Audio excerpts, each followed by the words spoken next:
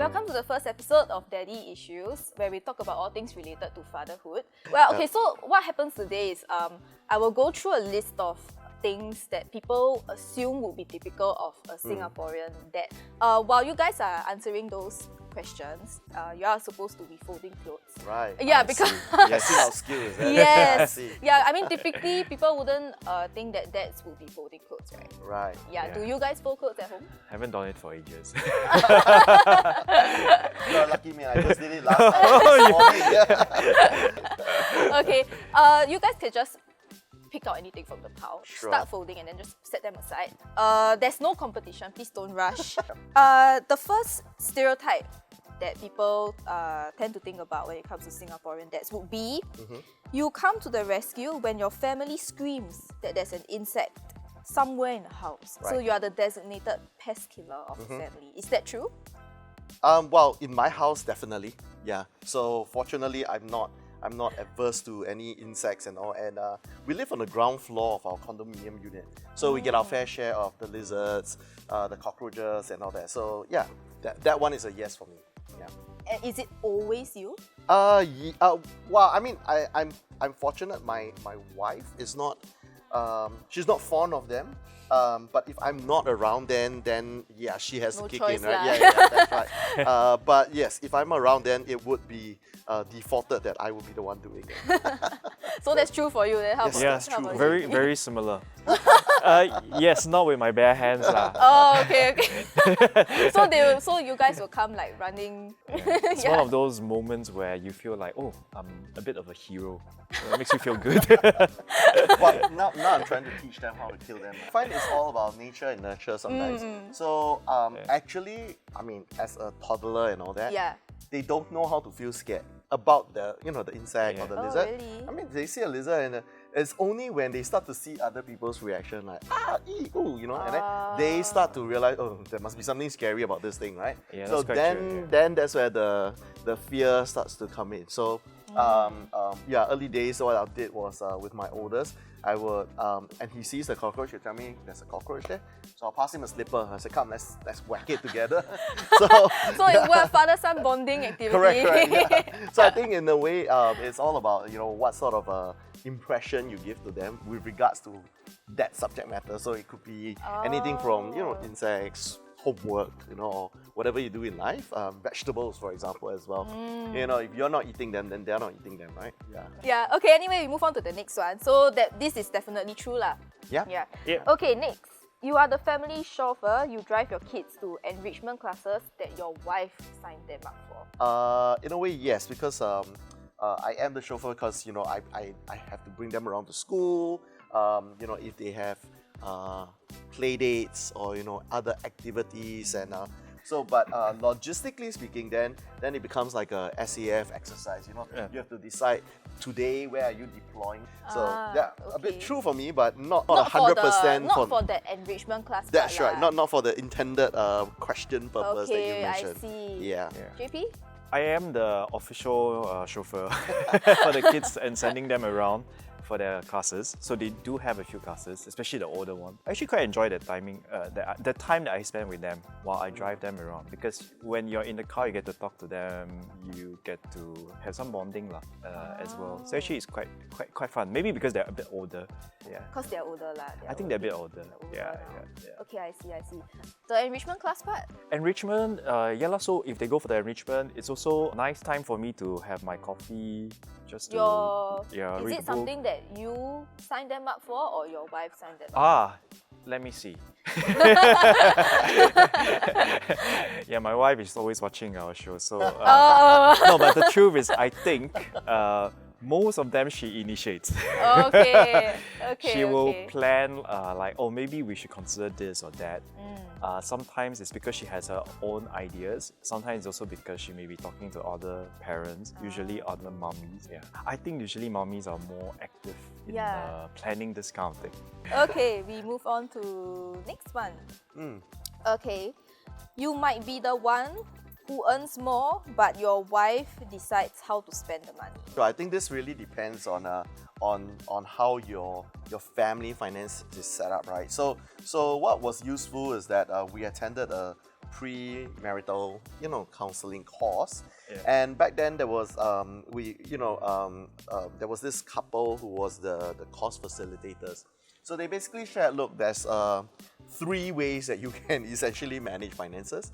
One is you have a joint account. That means after you get married, you've got only one account. Everyone's monies and all that goes there. The second option is that you each maintain your own account, right? And the third is you each maintain your own account and there is a joint account for all those expenses and all these others. They obviously then talk about, exactly your question, right? How do you then spend the money and all that is very much how you decide which option you're going to take, right? So for us, we decided that, look, we don't need to split hairs over everything. So my wife is an actuarial. Fortunately actuarial and not accountant, I suppose. so she's not counting every single cent and all that, right? So as a result, we decided that, okay, we're just going to maintain 2 separate accounts, right? So mine and hers, and then we divvied out the bills, the expenses. So you take care of ABC, I'll take care of CDE, etc. Okay. And on that portion, yes, that there is a little bit of consideration over because you earn a bit more, or and all that. So I'll take some of the heavier weight items, etc., etc. And then the discretionary spending and all that is whoever decided. Which is also interesting. Maybe that's also why we don't both rush to go and sign the kids up for enrichment classes, right? Because then who pays? You sign them up, you're paying for it, yeah, I suppose, Yeah, I see. So for us, we have our personal accounts, but we also have a joint account. And the understanding we have is that for the joint account is to pay for the household expenses, your utility bills, the enrichment classes for the kids, and also the holidays, if any, for the kids. So that's how we planned it, and I think it works well in our case.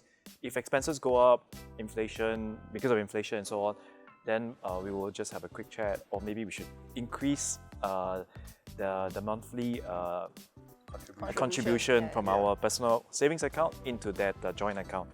I usually, when we talk to our friends, we usually don't advise them to have one joint account.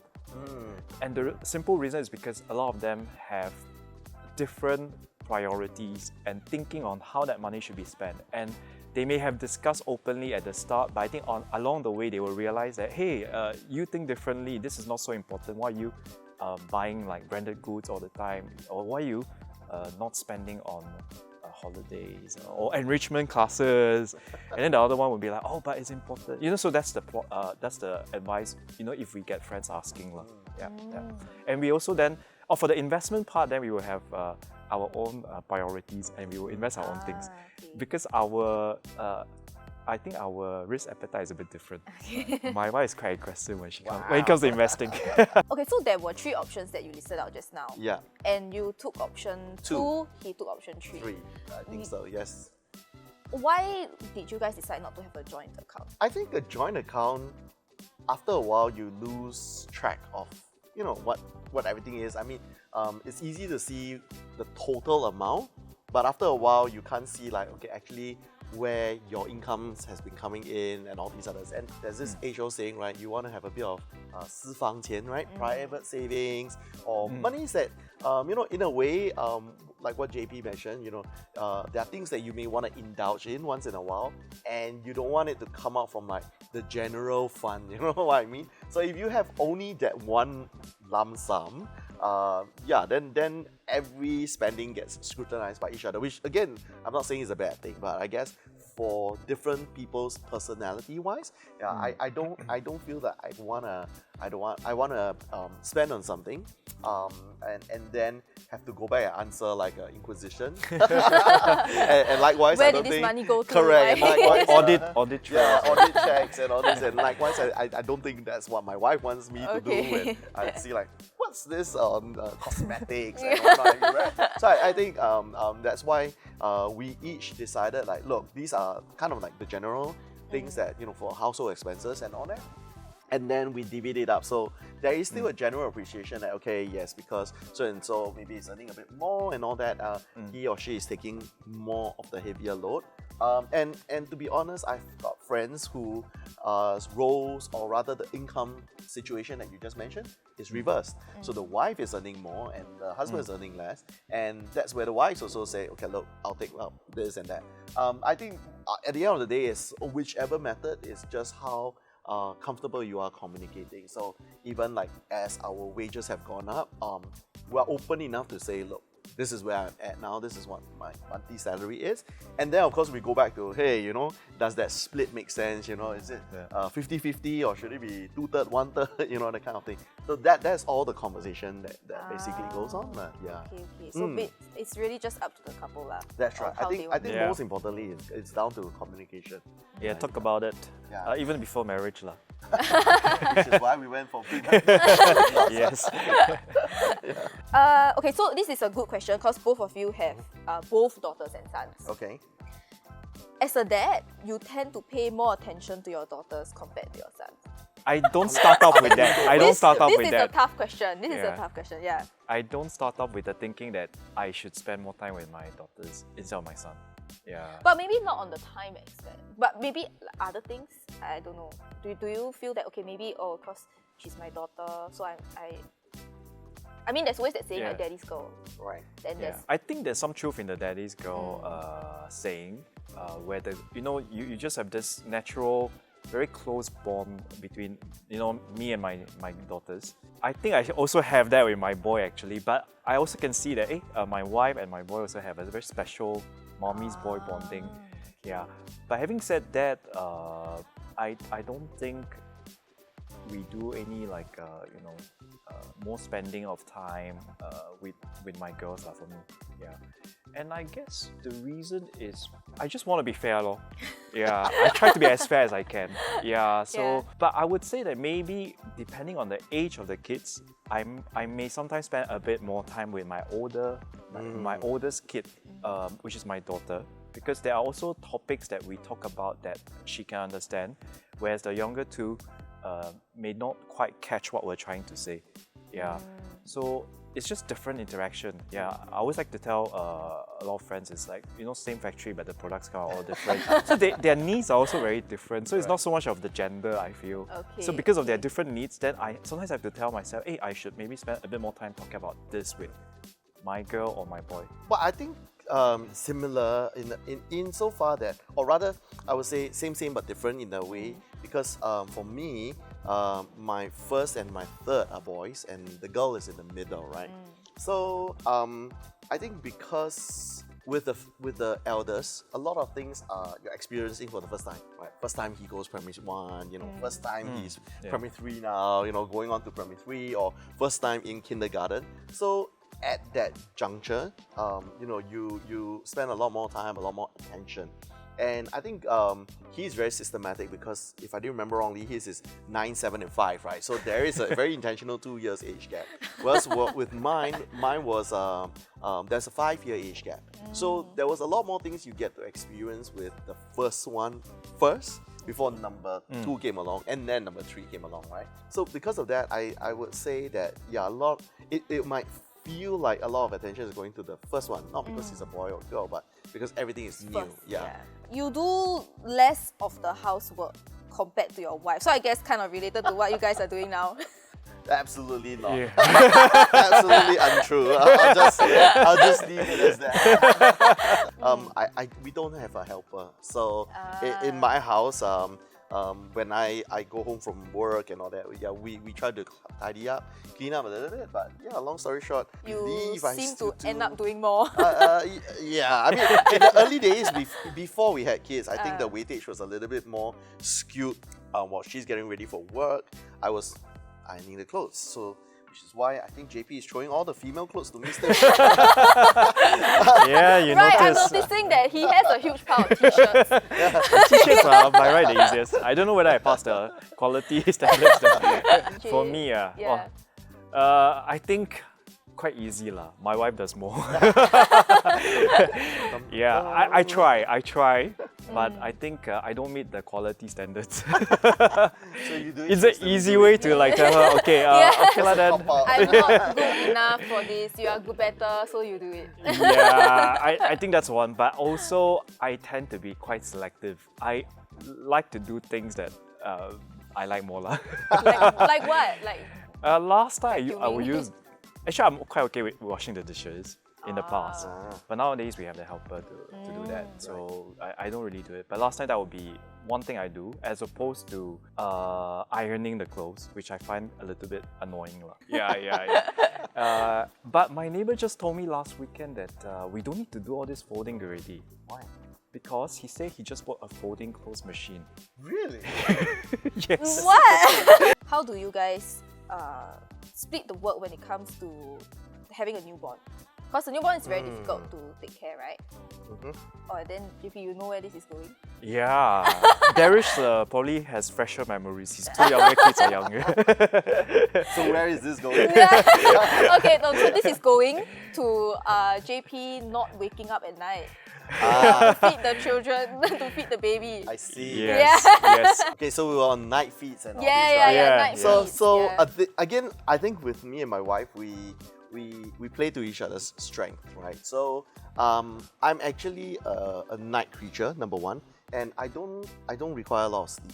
So I typically sleep at 2, 3 a.m. You know, that kind of timing. Wow, okay. Yeah, which is why I'm envious. like I mentioned, right, last night, got home, do stuff. I was washing clothes at 10 plus, wait for the machine to be done, and then you're hanging clothes at like 12 midnight. Yeah, but your energy level is still so high. Yeah, I'm very envious.